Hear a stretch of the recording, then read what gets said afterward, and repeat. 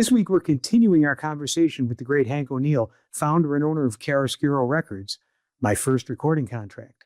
Hank, last week we talked a lot about the cruises that he produced and some of the jazz records, famous jazz records that he worked and the artists that he worked with.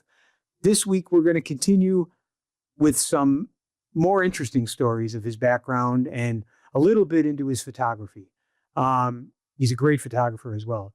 Also, next month, I'll be in New York and I'll get to hang out with Hank, I hope. We'll be at Radio City Music Hall on August 21st. And I'm hoping that I'll get to see Hank and some more of my New York friends while we're there. So this week, Hank O'Neill, part 2.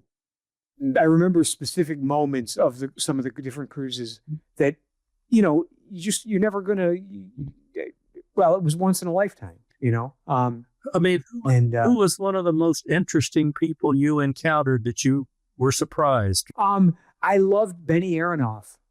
Yeah. I loved his playing, and we got to hang out a lot. And also, I had a wonderful time with Eddie Higgins. Yeah. And he was so kind to me, because I was obviously a lot younger. But he told stories of working at the Playboy Club and London House. I had a chat with him one night where I asked him about, I said, the rumor is, and I was pretty close with him by that time. I thought it was okay to ask him.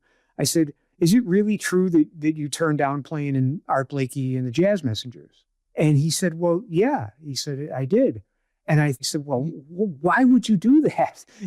As a 20-something-year-old, I worshiping Blakey and that whole scene. I couldn't understand why this guy would have turned down an opportunity to play in that legendary band. And he said, well, Mike, he said, I was young. I was married. I think he may have had a couple kids. I'm not sure. He said, I had the house gig at the London House and I had the house gig at the Playboy Club. He said, I was the most in-demand pianist in Chicago. And he said, I would have been the only white guy in the band and I would have been the only non-junkie. And he said, I didn't want to go on the road and leave my wife and leave these 2 lucrative gigs to play with Art Blakey. He said, I loved his playing, but, it was a business matter. And so then I never would have thought it. You know what I mean? When you're a little kid worshiping these guys and thinking, oh, man, the chance to play with that. Why would you not do that, And, well, it turns out it's pretty simple. Yeah. But Eddie was great. There were great adventures. I mean, I occasionally look at old photographs. I mean, and the other day I saw one just sitting in a drawer that was Ira Gitler and Leonard Feather. Now that's no big deal, but they're playing basketball. Ira is trying to shoot over Leonard Feather's head. Wow. It's the thing that happened. And one time I remember one year, Jay McShann was on the cruise. And for whatever reason, we were sitting someplace and Shelley was with us and she said, well, Jay, do you ever exercise? And Jay said, he coughed and stammered. She said, well, there's a great gym on the ship. Says, you're always walking. You want to, walk around the ship and everything to keep your legs going. Says, there's a wonderful walking machine in the gymnasium. And you can go to get on this treadmill and walk and walk and walk. The next day, passed by the gym, and Hootie is indeed on the treadmill, dressed in his best suit and shiny patent leather shoes, walking on the treadmill. Didn't have my camera with me. I'd love to have had a photograph of Hootie walking his way across the park. Sure. On the treadmill. Well, I'll tell you, thinking about that for a minute, I don't know how you did it. I mean, I don't know how you organized everything, kept everybody happy, ran every performance, and ran around with your cameras, 2 cameras almost at all times. And just, it must have been exhausting. It must have been an insane amount of work for you, It was. And I remember one year, I forget which year it was, but there was maybe more than one. But I remember one that at the end of this is the year we did 4 weeks in a row of the jazz festival. And when the last week was over, I was so exhausted. I can't imagine. We said, look, let us just stay in the cabin where we are and rest for a week. It was probably the only time I've ever been on a ship where I didn't have a job. And I actually totaled it up some while ago and discovered that for those 20 years between 83 and 02, I was at sea for 985 days. Oh my God. And wow. You know what? When I walked off the QE2 in 2002, the last big band cruise, I've never been on a ship since. Wow. It's very much like I stayed on that ship to rest for a week, but I've never been on a ship that I wasn't working on. Right. I've never been to a jazz festival that I wasn't working at or producing or co-producing or something. When we all the trips to Monterey or Newport or whatever, it was working on a film, working on a record, working on whatever. It's I've never gone to a jazz festival just to go, or a jazz party for that matter. Yeah. It's, It is. Busman's holiday. I've said that to people for year after year. I would never want to be on a cruise ship if it wasn't a jazz cruise, because I have no interest, in what would you do every night? Right. Go to the disco, The only possibility would be if you were using it as transportation. Right. It would be if it was the only way to get somewhere, you wanted to be there. Right. I almost, Shelley and I almost went on one where Shelley was doing a great deal of work for Royal Viking, giving them star entertainers and things like that. And there was a possibility of being on a ship that went to Easter Island. Oh, that would be something. Yes. And just to see it, because how do you get there? You can fly on land Chile from Santiago or something, and go 3,000 miles out into the ocean. But it's easier if you're doing something else. Absolutely. Well, no, yeah, for a destination like that, that would make sense. But just hang out on one of those things that is 15 stories out of the water with water slides and all that. Right. And screaming kids. No thanks. No thanks. No. Well, I'm going to ask, there is so much that we can talk about. And I don't know if I should foray into this, or if you want to maybe reconvene at another time and do it. But we haven't even touched on your photography and the books and all the other stuff that you do. Well, whatever you want to do, I'm not going anywhere except to the old folks' home eventually, I guess. Well, then, because this is so much fun and it's so great, and you've got so much. I mean, I wanted to ask you a little more about when you about the label. You found yourself owning the label yourself. Yes. And what led you to the studio? How did you build the studio out and all that kind of stuff? Well, that's all interesting. The way it worked, Mike, was that in 1972, I was out of the studio. All the early recordings had been done in Sherman Fairchild's living room. Right. With two beautiful matched Steinways that the Steinway company didn't like at all, because what Sherman had done, he had cut the legs off of them and mounted them both on big marble things. So they wouldn't service them anymore because the legs were gone. But when Sherman died, I no longer had access to that. Consequently, there were the next record that we made was with Mary Lou Williams. John Hammond had gotten sick, and I had gone to the hospital to visit with him, and I was ragging him. He had a minor heart thing that he was hung up at Lenox Hill.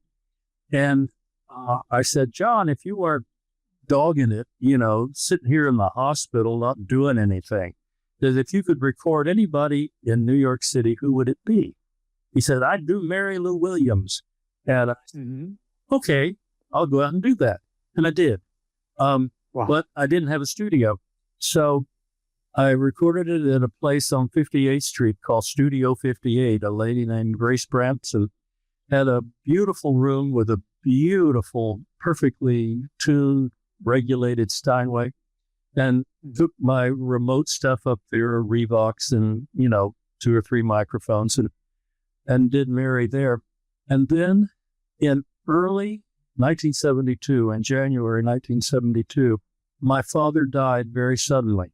Oh. He had leukemia, didn't know it, and he was gone in a month and a half.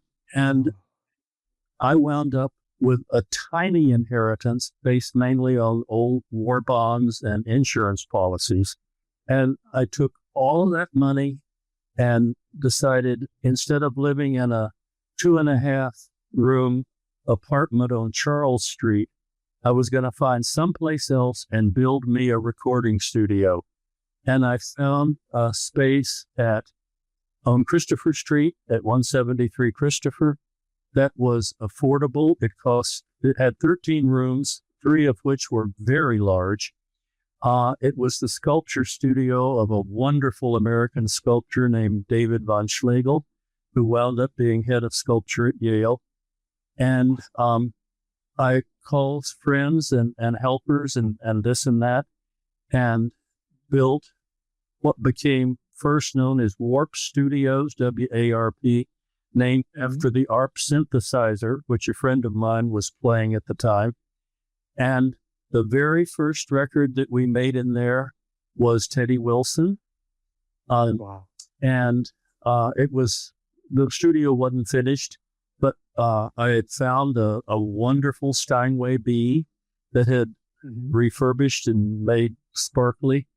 It was a 1927 Steinway B I bought for $3,000 and put it in the studio. Teddy came in and did a record that we called With Billy in Mind. I asked John Hammond to pick out his 18 favorite Billie Holiday, Teddy Wilson collaborations.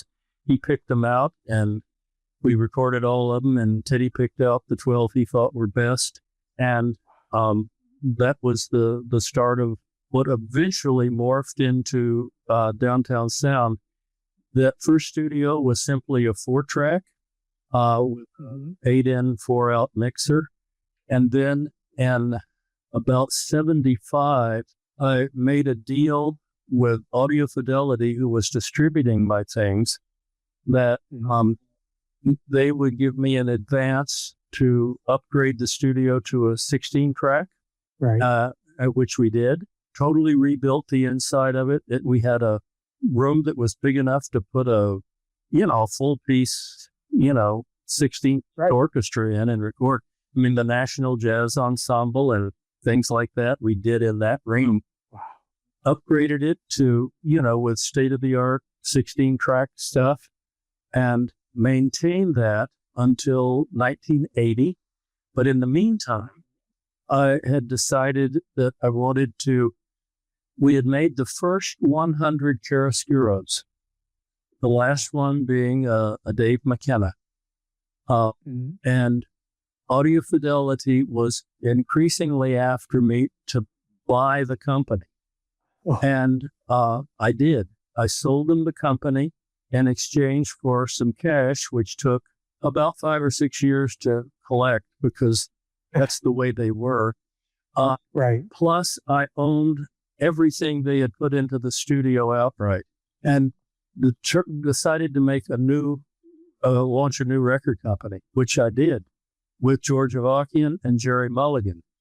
It was going to be called Pegasus, but it all fell apart after about 2.5 years of trying to put it all together, because for whatever reason, George was convinced he could get a distribution deal at CBS, and it didn't work. So that was put on hold. And in the meantime, the landlord at 173 Christopher decided they wanted the space again to grow their business. So they wouldn't renew my lease. And at the same time that was going on, we started Hammond Music Enterprises with John Hammond and John Lohr. which we did until it finally went public in 1985, but it was supposed to have gone public in 1982. Anyway, it didn't because the stock market crashed and things like that. In the meantime, we made some records and stuff, but I started doing the jazz cruises with Shelley and was not making very many records because I didn't have a studio, and Hammond Music was failing. And I mean, during that time, the only jazz records that I did was Jerry Mulligan project, the project with Adam Makovich, that actually something John Hammond wanted to do, but he gave it over to me to do. And the rest was pretty much, there was a Broadway show, there was a reissue with Michael Franks, there were good projects, a make project with Allen Ginsberg, but it wasn't going to really go anywhere. So John Hammond resigned from the company, and then I did. And it, perfect timing, because about 8 or 9 months later, the company bellied up and a whole bunch of taxes hadn't been paid, and a lot of people were stuck with them. Then in 85, 86, Andy Sordone came on one of the jazz cruises, and we got to talking about one thing and another, and I helped him with one of his Christmas radio shows, and we started talking about it, and in 87, we bought back all of the chiaroscuro masters from Audio Fidelity and started the company as a CD company, and ended up doing about 100 more records before we donated the entire thing to WVIA and National Public Radio in 2011. And 5 CDs that you made were under the auspices that the second incarnation of chiaroscuro, and that's how it all came about and evolved and so forth. Wow! And it was never a profitable operation. I mean, we paid all of our bills and things like that, but in all of those, from 1972 until 2011, I never had a salary or anything like that. There was something else that paid the bills, very much in the same way that you are not living on record royalties. You have a gig that pays the bills. Yes. I think I could buy lunch with my entire record royalty. I was going to do that with one of my book royalty checks. I had promised the people at the publishing company that when my next royalty check came in, I would buy everybody lunch. And unfortunately, it came in at about $26. Which was well, people joke about it all the time, but I have gotten ASCAP checks for I think the lowest was something like 93 cents. But doesn't it make you proud? Sure. It's a life's work. I used to say to the people when I was playing, I said, no, go ahead, keep talking. It's only what I've done my whole life. You're shitting on, it's, but well, the other thing is, so when you started the label with Sherman Fairchild and Marion McPartland, were you still working for the government at that point? Did you still have a job? And from the government until 1976. Oh, okay. And so 4 or 5 years. Oh, no. What am I saying? You started in the late 60s. Yeah. No, I started with that job in 1963. I did 13 years. And the reason I resigned, one, they wanted to move me from New York City and take over an office somewhere else. And I had no interest in doing that whatsoever. I never looked upon this government service as a career. It was something that was fascinating and interesting, that they had come after me when I was a sophomore in college, and also had finished a major book in the fall of 1976 that was published in the fall of 1976. And I knew full well I was going to have to do television interviews and this and that and the other. And it just became too complicated. Them wanting to transfer me to somewhere else, and also having to, explain all sorts of stuff on TV wouldn't have worked. So I handed in a resignation letter, and left on very good terms, and everybody was still a friend. And I just wound up making a donation to the CIA museum. Oh, great. That not of my material, but from another person's stuff. And Wow. so, Well, so okay. So now let's move on to yet another topic. Let's go on to your photography, because I am a huge fan of your stuff. Your picture of Ginsberg and Burroughs hangs proudly in my house, and has since you were nice enough to gift me with a print of it. Now going on 25 years ago. Yeah. 24 years ago. that was in 1984. It was William's 70th birthday, I believe. And he actually lived here at 830 Broadway for a week.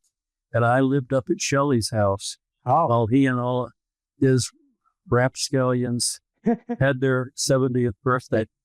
And wow. he was a very sort of courtly gentleman. And as you can tell in the picture, he and Alan Alan was always, well attired, unless he was, on the road in a car driving to Maine or something. Right. It was a very interesting week. I remember coming home one day and found William sitting in the hallway by a bookcase where all of his books lived. And he was signing, he was writing little stories and signatures and this and that in each one of them. Wow. It's a funny archive. So, Well, I was lucky enough to go to when you had you had a showing of your work at the Whitkin. That had to have been 69. No, excuse me, 99. 99? Yeah. 99. Okay, yeah. But so I know that your spaceman picture with your early work. Yeah, What I was 13. yeah. So, but when did you start to develop an interest in photography? It's hard. My first influence was my father, who carried a camera throughout World War II. And when he came back, I remember him printing pictures in our kitchen. He Wow. a tiny little enlarger, and he would prints and stuff. But then he got really busy when he came back from the war. He didn't really have a job. He was sick, and they put him out of the army. He had been a career soldier. He enrolled as a freshman at the university at the age of 38 and went through all the way to a doctorate and thing. But he stopped his photography interest. But when I was about 12 or 13, I won a camera in a raffle at the grocery store, a little Money Hawkeye camera. And, I'd take a picture of my friends or whatever that kids do. And when I went away to college, I had a little fixed focus 35 millimeter camera that I used to take to baseball games, to take a picture of the Syracuse Chiefs, was the local team.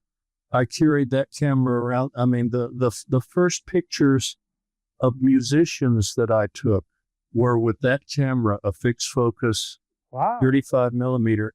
And the first jazz pictures of jazz musicians were, I started at the top. It was Duke Ellington. Oh, geez. And it was a friend who was a jazzer in Washington had said, "Hey, Hank, guess what is happening? Duke Ellington is going to be playing at the Officers Club at Fort Meade." And I said, "Well, that's nice." And George says, "I can get you in." And I said, "Okay." It wasn't that.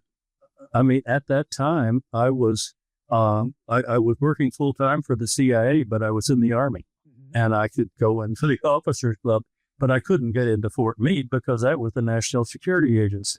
It was an NS, and I remember it cost $1 to go. And I had my little camera with me and probably 6 flash bulbs or something, and here's a picture of Duke Ellington, standing with the band, or here's a picture of the saxophone section or something like that. Right. And a few weeks or months later, Washington was a hotbed of the blues at that time. Not that Washington was a hotbed, but some people who liked the blues had found 3 wonderful old 1920s blues singers.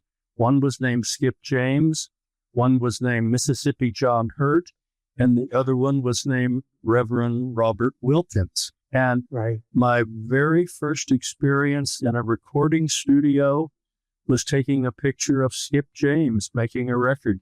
My Wow. first experience with a blues player in a club, and I took a picture of Mississippi John Hurt, which is actually on the wall about 1.5 feet from where I am right now. And the same with Robert Wilkins.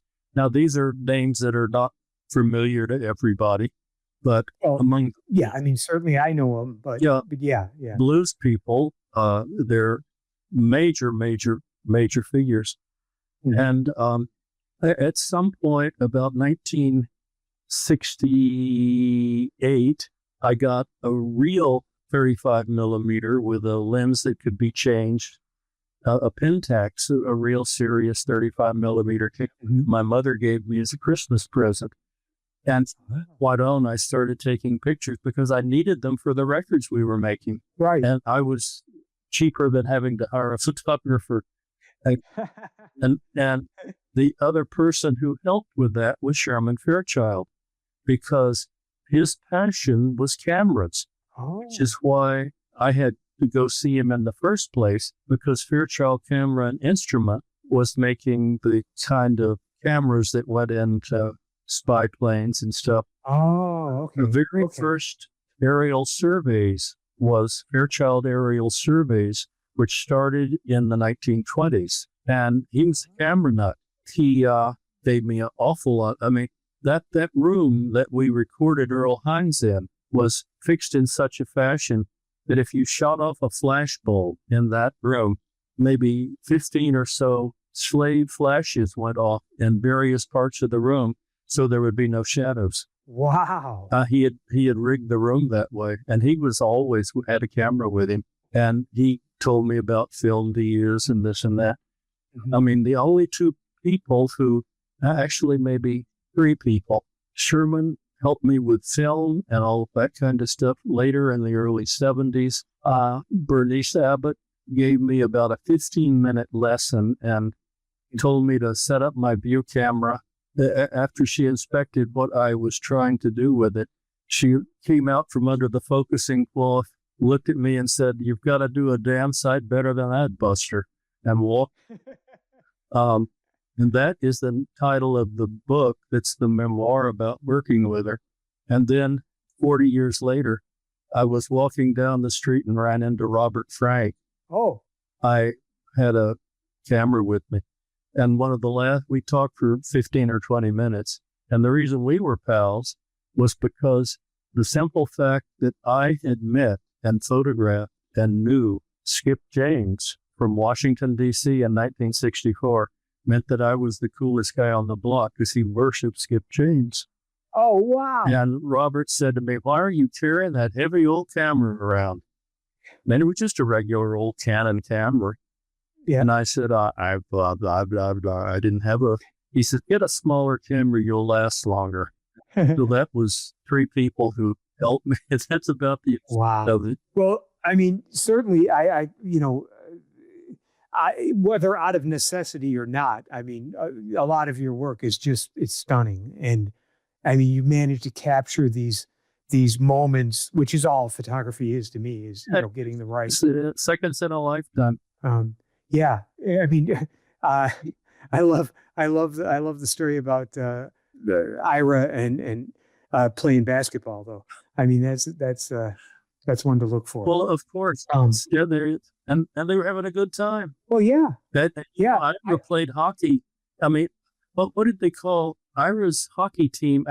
Ira played hockey into his 60s. Wow. And wow. I mean, I don't think Leonard did.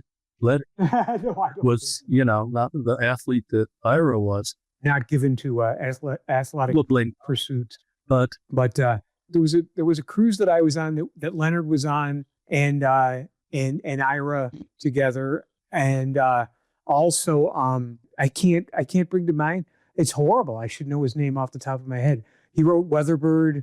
Gary Giddens. Gary Giddens. He was on. I met him on that cruise too. Yeah, good. Um, And stick. yeah, What's really good about Gary, he's still doing it. he's still doing it, and yeah. I mean, because I spoke with him not too long ago. I mean, maybe 3 or 4 years ago, and I forget about what. An email about his latest book and how much I enjoyed it, but he was saying that he didn't do any liner notes or anything like that anymore. No, But it was the Cosby. It was the Cosby book. When the second volume came out. Yeah. But you mean Crosby, not Cosby. Crosby. Did I say Cosby? Yeah. Yeah. We don't do books about him anymore.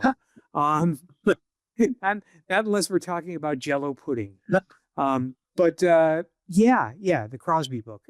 I'm a bit of a photography nut myself. I have no training and I did it in high school and learned to work in a dark room, and I loved all of those aspects of it. And then, had a good camera for a while in the 1980s, and then it was all stolen out of my car, and I sort of forgot about it. Well, and then another one. well, what happened was when we were on Broadway with Penn and Teller in 2015, I had a bunch of personal things happen, including in that my dad passing away. And I said, I need something to do.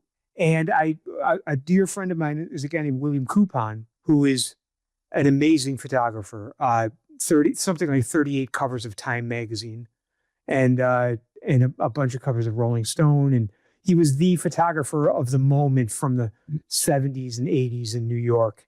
He hung out with Andy Warhol, and he did all the downtown, a lot of the stuff that you did, but he was a big print guy. I think he may have done remember the Dewar's Scotch commercials and things like that. But anyways, he did a wonderful, he's got a beautiful portrait of Dizzy and quite a few musicians.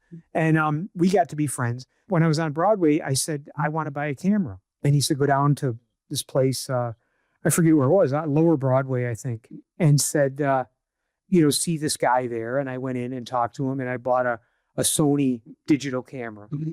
I just fell in love with it again, just started taking it everywhere. And then when the pandemic happened out here, they said, stay away from people. So I just went out in the desert and took thousands of pictures, and I've actually got the newest. Now 10 years later, I've graduated to the newest one with a few more lenses. I also bought, in Robert Frank's advice, I bought a little Leica that's, I don't know what it is, fixed 28 millimeter lens. It's a Leica Q2. And it's great because it's great for indoor stuff, and it's tiny and you can take it everywhere. It's a wonderful, Mike, I am never without my camera when I go outside, because you never know where you're going. I mean, just now coming back to the office, I stopped in 2 different places and took a picture. Right. I mean, well, that's till I'm eating, and that's great. And and that's what I miss about New York. I mean, to do that in Las Vegas, it's a car trip down to Fremont Street or downtown, or there's really not much to do on the Strip. There's a lot of interesting characters, but it's so crowded. You walk out your front door and there's a great photograph. Yeah. You know what I mean? On the corner, there's someone in front of the Strand that you say, oh, there's a picture I want to take. Or block and a half away is Union Square, where something's always going on. Right. And yeah, it's something. I'm excited. We're coming in August, and I'm bringing my little Leica with me. But the phone is great because it gets people to actually, document moments, but it's not a real thing. It's a toy. No matter how much they want to say it's fun, and no matter how artificial they make the pictures look that come out of it, give me a real camera any day. Yeah, well, what's interesting is that in my case, I'm walking around with a real camera, and young people who are used to their phones primarily barely know what it is. Right. I mean, what is that? It's sort of like a dial telephone. Right. And particularly an object that's in the hands of a 85-year-old guy walking around. And I mean, what's good about it is that with this camera in front of my face, I'm largely invisible, Yes. and you can do whatever you want to do. Right. And I do. So, and it's a lot of fun. I mean, and I was just thinking, yesterday, quite by accident, I went onto a site that had been sent in to me. The thing that puzzled me was that this site had 154 of my pictures on it. Oh, I didn't put them there. right. They got them from somewhere.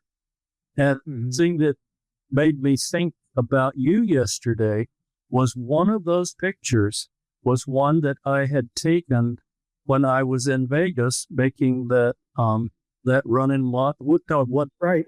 stretches out record Yeah. with you, because I took a couple of car trips, you remember, and went out into the desert and did this. Right. And I have absolutely no idea how they got that picture. Wow. But it's on this on this website. Jeez. I don't know. Yeah. Yeah. It's like, Well, without getting into a whole discussion, because nobody cares, but it's so maddening that the same way music has become worthless to people, photography and intellectual property is becoming that way too. I mean, not that music is worthless, but as you say, if you pay your $9.95 a month and every song in the world is at your fingertips. right. So it loses value. I mean, one of my prized possessions when I was in Boston, when I was working for Danny Riccio, I got a copy of House of Blue Lights, the Eddie Costa trio record on Dot. And it was incredibly rare. And I got a Japanese pressing of it that I think was $60. And, you can just put in Eddie Costa, House of Blue Lights on YouTube and hear the whole album, Of course. And so you work real hard at getting good at playing an instrument, and then you get assigned to a record label, and then you get enough of a reputation, and you make records, and you make money, and you tour, and all that's sort of gone out the window.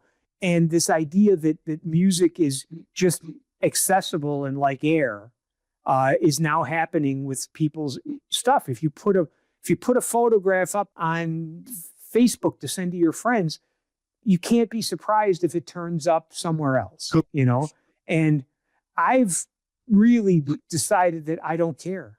If I took a picture, I want people to see it, and I'm never going to get rich from it. So what do I care, But, there are people that their whole living is monetizing their photography, and they go crazy when that stuff happens for good reason. They took the picture, they bought the camera, they learned how to make a good, interesting image. And then somebody just takes it from them without their permission. So Yep. There were 154 of them yesterday that I had no idea were there. yeah, And and I don't know, I'm not smart enough to know even how to fight it, well, But don't bother, because it just upset you. right, that's what I mean. It's Gotta go. that's my mentality is so what? Yep. Somebody wants to use my music on a TV show. Okay, maybe I'll get a few bucks from ASCAP. I don't know. Maybe I won't, but more people will hear my music, Exactly. which is all I care about. So But anyways, I've taken up enough of your valuable time. It's been such an incredible joy to hear your voice and see you and talk with you and hear all these stories. And I know you've got a million more. And at some point, I think we should do it again. we'll do it. Focus on photography instead of music or something like that. Sure. But it's thank you so much, Hank. It's really, really just, I mean, you're a hero. And it's fun. And I'll keep trying to do a little more. well, good. And I'll keep trying to learn more songs.